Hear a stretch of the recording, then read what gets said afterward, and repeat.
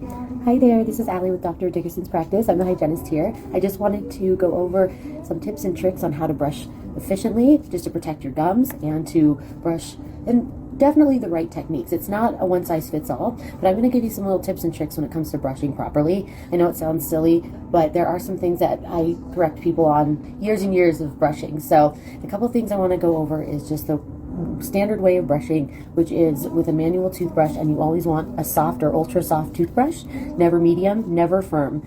Prior to beliefs in the past, medium and firm bristles are way too aggressive. They're way too harsh on the little fibers in our gum tissue, our delicate gum tissue. It causes recession, breakage of the tissue, and a lot of sensitivity. So you start with a soft bristle toothbrush or ultra soft. And another thing I see that patients commonly don't realize is kind of a negative impact on the mouth is starting at the gum line.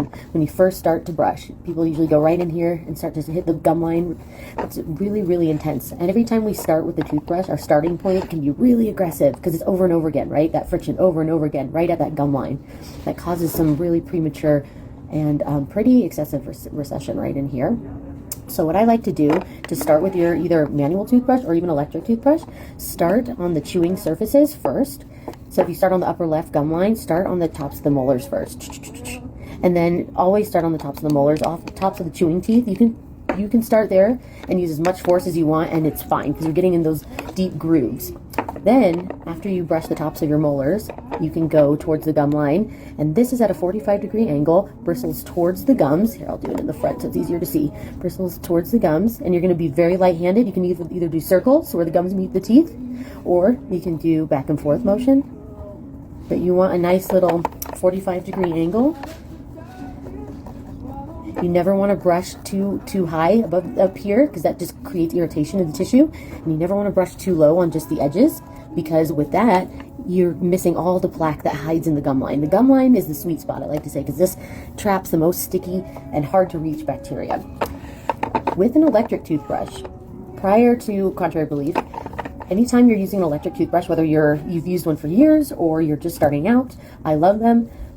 But a lot of mistakes people make is when they have an electric toothbrush, pretend this is an electric, they just start brushing like a normal toothbrush. Sorry, my teeth are starting to slide. Okay, they start to brush like this with an electric toothbrush. Way too much friction, way too much motion, way too much pressure. The electric toothbrush is meant to do a full 2 minutes, but make your life easier. It does all the work for you. You don't have to add extra pressure. You don't have to add extra motion. You don't have to add anything extra. So I always do a little trick when we're starting out with an electric toothbrush. You kind of use your 3 fingers like this, hold it like this, very gentle grasp. Let's see if you can see it in the frame here. There you go. Very gentle grasp, and you just float it along. That's all you have to do. Pretend this is an electric toothbrush, and it's just doing all the work. You just float it along the 45-degree angle, just like this, very delicately, using 3 fingers to start. And that way, it's going to take off any debris that doesn't belong, anything that doesn't belong in the margins and the gum line. But also what it can do is it protects this delicate tissue that we talked about. I've seen so many people try to do the right thing with their electric toothbrush and really aggressively brush with it while it's using its motion and doing this at the same time, and that just tears the gum line up. So then they come back saying, I don't like the electric toothbrush, it rattles my skull, it hurts, it's way too intense. So usually if that's the case, we check in and see, okay, are we using too much pressure? Are we not letting the toothbrush make the impact that we need? Are we trying to do too much with our arm? The point of the electric toothbrush is to just disrupt with different types of motions and different types of vibrations. It disrupts that bacteria right there where the gum line meets the tooth, and just float it along.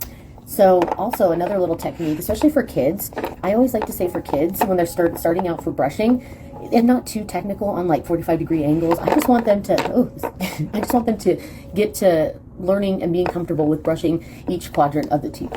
So outside, inside. So I always say start with circles. Same thing on the tops of their teeth. Circles. Yeah, I'll do it like this. For kids, start on the tops of their teeth with circles and just going around. And the same thing here.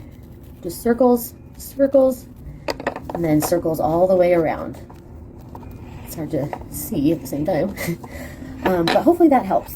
Anything to keep the tissue intact and healthy, but also keep the bacteria out of there. That is a couple tricks that I've learned throughout my years of practicing, just to protect you and keep you healthiest and keep your brushing as adequate as we can. Full 2 minutes every time, morning and night. Have a good day.